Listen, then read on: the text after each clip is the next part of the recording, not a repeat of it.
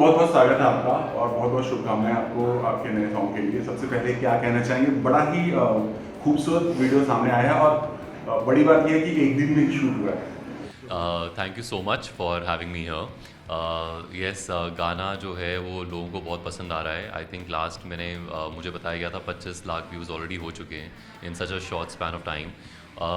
जब मैंने इसे फर्स्ट टाइम सुना था तभी फर्स्ट गो में ही मुझे बहुत अच्छा लगा इसका, जब मैंने स्क्रैच सुना था, क्योंकि उसकी मेलोडी बहुत ही सुंदर है, बहुत अच्छी है। उसको सुनकर ऐसा लगा कि बार बार सुन सकते हैं, and I really loved hearing it, and that's when I agreed to be part of it. जहाँ तक बात है कि ये एक दिन में शूट हुआ, ये भी सच है। हम सुबह करीबन 7 बजे अपने होटल से निकल गए थे और एक लोकेशन से दूसरी, फिर तीसरी, फिर चौथी, ऐसा करते करते रात के करीबन 11 बजे तक हम कांस्टेंट शूट करते रहे और एक दिन में ये शूट कर लिया। सो ऑल इन ऑल बहुत अमेजिंग एक्सपीरियंस था। और ये एक दिन का जो शूट है ना, इतना इतना आसान तो नहीं है, सुनने में जितना लग रहा है उतना आसान नहीं, क्योंकि बार बार चीजें, कॉस्ट्यूम बदलना, सब कुछ होता है। वो सब कैसा, हमने सुना वॉशरूम में सब कुछ हुआ। हाँ, ये फैक्ट है। हम सब ने अपनी अपनी गाड़ियों में अपने कपड़े रखे थे, और जब एक लोकेशन पे पहली लोकेशन पे तो हम होटल से रेडी होकर गए थे। उसके बाद जब हम दूसरी लोकेशन पे पहुंचे तो सबसे पहले ये देखा गया कि पास में कौन सी ऐसी जगह है जहाँ पर हम चेंज कर सकते हैं इन द वॉशरूम, और मे बी जो वो मॉल्स के जो वॉशरूम होते हैं, होटल के जो वॉशरूम्स होते हैं, तो उसमें जा जाके हम लोग चेंज कर रहे थे। Everywhere we went we had to change it, like at that place, around that place.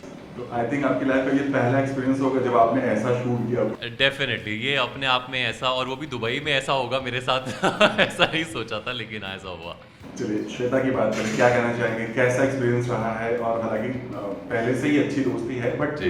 ये सॉन्ग की अगर बात करें तो कैसा एक्सपीरियंस रहा आपका? श्वेता मैम के साथ बहुत अच्छा एक्सपीरियंस रहा। उनके साथ मैंने एक रियलिटी शो में काम किया था। उसके बाद हम एक वेब सीरीज़ कर रहे हैं जिसका शूट अभी चल रहा है, एक शेड्यूल बाकी है, और इसी बीच में हमें ये सॉन्ग मिल गया।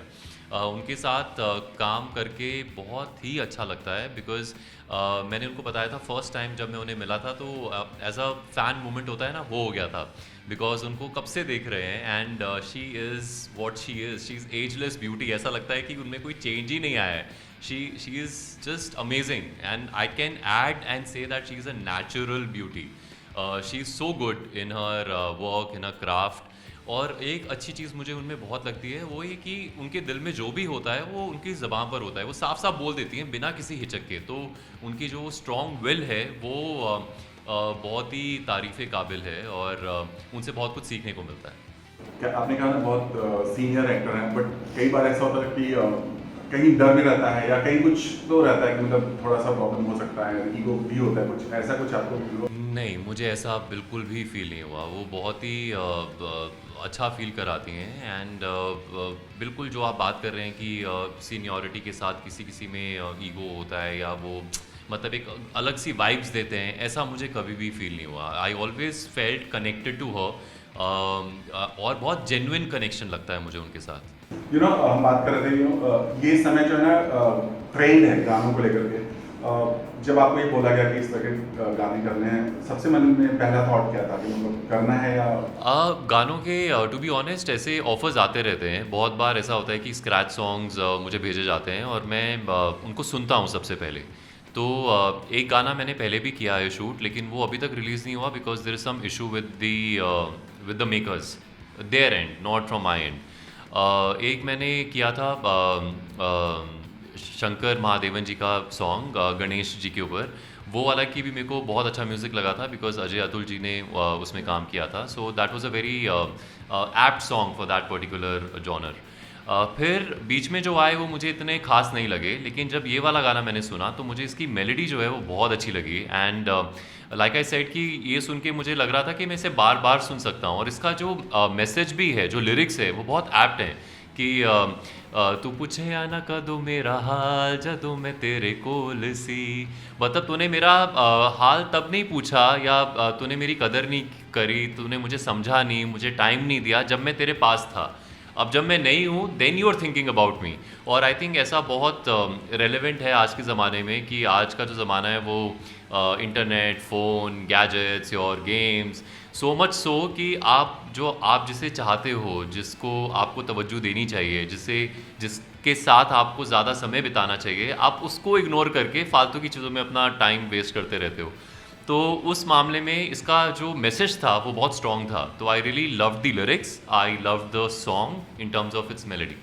चलिए, अभी आपने कहा ना ये डिजिटल माध्यम का दौर है, जी। वेब सीरीज का ये सब कुछ, तो जी। आप कैसे देखते हैं इस दौर को, और आपका टीवी या मतलब वेब सीरीज या किस पर आपका ज़्यादा रुझान है? As an actor I want to act. मेरे लिए मीडियम इतना मैटर नहीं करता। मतलब वो चाहे फ़ोन के ऊपर ही एक्टिंग क्यों ना हो, वो थिएटर में हो या वो टीवी पर हो, मेरा जॉब, मेरा काम है एक्टिंग करना। बस हाँ, मैं कौन सा कैरेक्टर कर रहा हूँ उसे चूज़ करना मेरे राइट्स में है या मेरी चॉइस हो सकती है, लेकिन medium is not my choice. As long as the character is good, the concept is good, I would love to perform in whichever medium to reach my audience.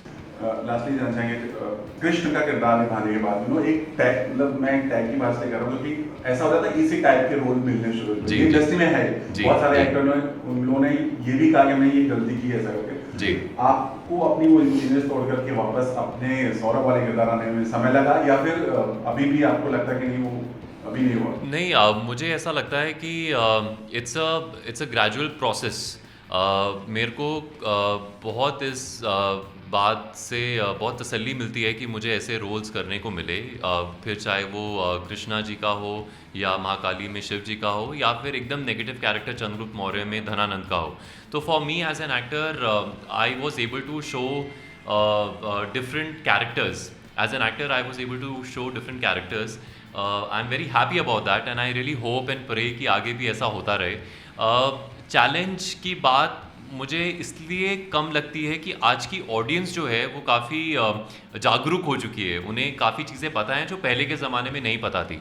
लेकिन limitation पे जो बात आती है ना, वो मुझे कहीं ना कहीं लगती है कि इंडस्ट्री में ऐसे कुछ लोग हैं जो उस चीज़ को पकड़ के रखते हैं अभी भी। I think they need to open up their mind. Public open हो चुकी है, ऑडियंस ओपन हो चुकी है। It is, I feel, and that too few people जो अपने आप को ऐसे बांध के रखते हैं, नहीं इसने ये किया है तो ये इसी के लिए है, उसने वो किया है तो वो उसी के लिए है। मतलब इफ़ यू सी फॉरेन में कितने ऐसे टीवी एक्टर्स हैं जो इतनी बड़ी बड़ी मूवीज़ भी करते हैं, और इतनी बड़ी मूवीज़ करने वाले भी टीवी करते हैं, वो भी डिफरेंट डिफरेंट कैटेगरीज में। But in our industry I actually honestly believe there are few people जिनको ओपन अप होने की ज़रूरत है।